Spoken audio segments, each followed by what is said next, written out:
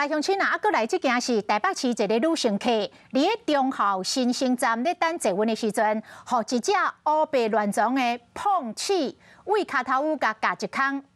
这只碰齿有人饲哦，伊的主人已经坐前一班的坐稳来离开了，才发现讲碰齿无去，马上搁坐稳翻头转来找，才知影伊的碰齿甲人夹着伤。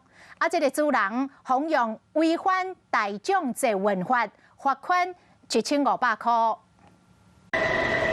坐稳到站前南西小姐甲通物箱关起来要上车，想要到后一秒碰瓷雄雄走出来，伫外台四界走。所来伊走去一位女乘客正边的脚头虎夹一喙，现场变甲真混乱，看到民众赶紧通报坐稳人员。在后车这里。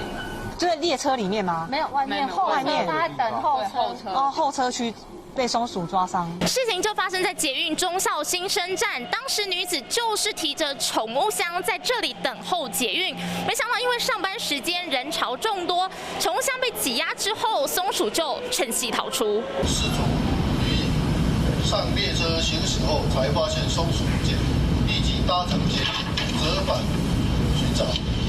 并顺便将松鼠抓回，才知道自己饲养的松鼠咬伤人。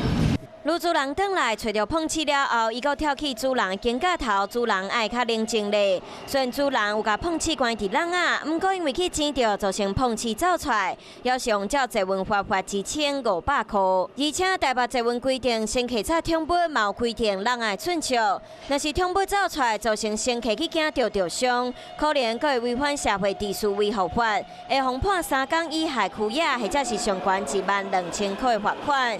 毕竟，若是跋落外台，恐惊会造成更较严重的意外。只是谁嘛想袂到，坐稳竟然会互碰瓷夹着伤。好佳在民众的伤势无严重，嘛结束这场坐稳碰瓷惊魂记。有事没事赶紧转开华视，还没有订阅华视的 YouTube 频道吗？赶紧按赞、订阅、开启小铃铛，我们华视 YouTube 见。